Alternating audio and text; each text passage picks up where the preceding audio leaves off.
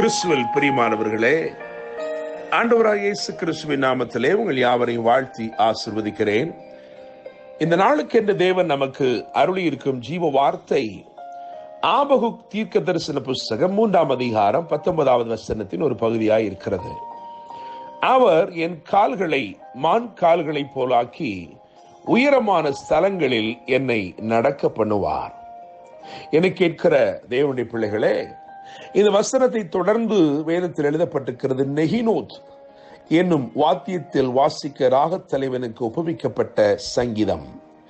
நெகினோத் என்று சொன்னால் கவுண்ட்லெஸ் என்று அர்த்தம், எண்ணிறைந்த அல்லது எண்ணிக்கையில் அடங்காத என்று அர்த்தம்.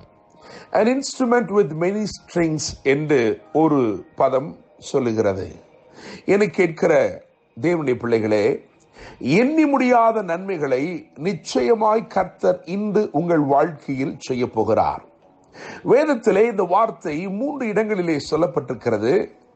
2 சாமுவேல் 22ஆம் அதிகாரம் 34ஆம் வசனத்திலும், சங்கீதம் 18ஆம் அதிகாரம் 33ஆம் வசனத்திலும், மற்றுமாக நாம் வாசித்த இந்த ஆபகுக் 3ஆம் அதிகாரம் 19ஆம் வசனத்திலும் இந்த ஒரே வார்த்தை சற்று வித்தியாசமாய் சொல்லப்பட்டிருக்கிறது. அங்கே அதாவது 2 சாமுவேல் 22:34 சங்கீதம் 18:33 அவர் உயரமான ஸ்தலங்களில் என்னை நிற்க பண்ணுகிறார் என்று எழுதியிருக்கிறது. என் கால்களை மான் கால்களை போலாக்கி உயரமான ஸ்தலங்களில் என்னை நிறுத்துகிறார் அல்லது நிற்க பண்ணுகிறார் என்று எழுதியிருக்கிறது. ஆனால் இங்கே உயரமான ஸ்தலங்களில் என்னை நடக்க பண்ணுவார் என்று எழுதியிருக்கிறது.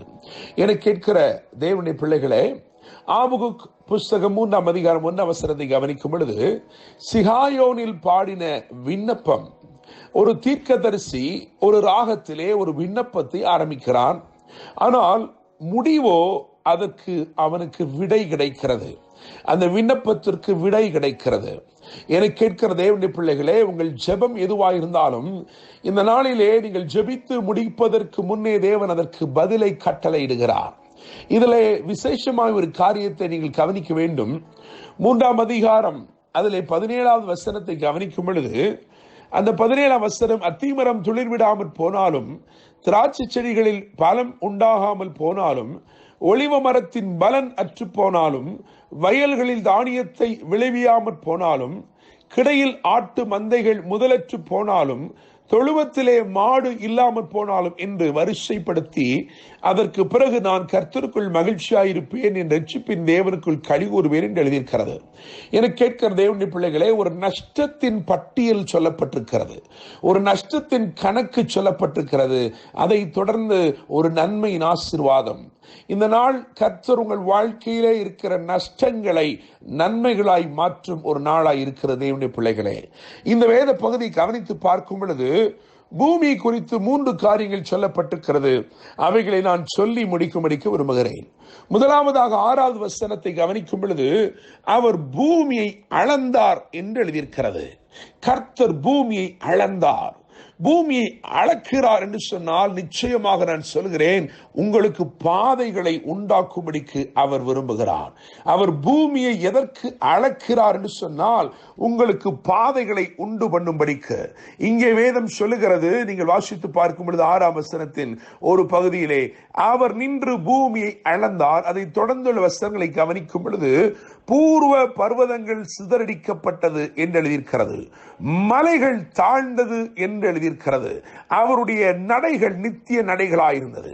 அவர் பூமி எதற்கு அளந்தார், எதற்கு பர்வதங்களை கரைய பண்ணினார் என்று சொன்னால், அவர் வழி உண்டாக்கும்படிக்கு. எனவே பூமி அளக்கும் தேவன் உங்களுக்கு பாதை உண்டாக்குகிறவராயிருக்கிறார்.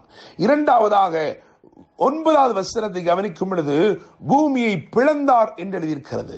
பூமியை அளக்கிற தேவன் பூமியை பிளக்கிறவருமாயிருக்கிறார். தேவனுடைய பிள்ளைகளே, எதற்காக என்று கவனித்து பார்த்தால் 9ஆம் வசனத்திலே, நீர் பூமியை பிளந்து ஆறுகளை உண்டாக்கினீர், ஆசீர்வாதங்கள் உங்களிடத்திலே ஓடி வரும்படி செய்கிறார். என கேட்கிற தேவனுடைய பிள்ளைகளே, பாதையே இல்லை என்று சொல்லுகிற இடத்திலே உங்களுக்கு இன்றைக்கு அவர் பாதை உண்டாக்குகிறார், வழி உண்டாக்குகிறார்.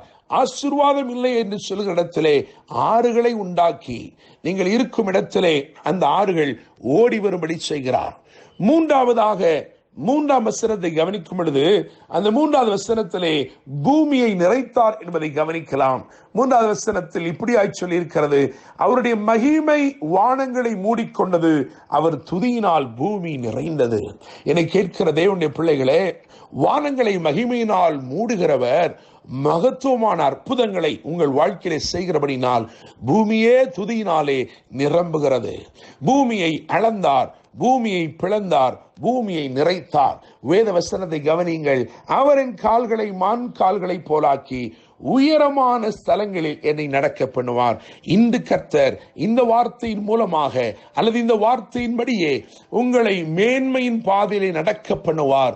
நீங்கள் ஆச்சரியமான நன்மைகளை பெற்று புதிய பாதைகளிலே நடந்து புதிய ஆசீர்வாதங்களை பெற்று துதியினாலே பூமியை நிரப்புவீர்கள். கர்த்தர் தாமே உங்களை ஆசீர்வதிப்பாராக. என்னும் அன்புடன் pastor Daniel Moses. God bless you.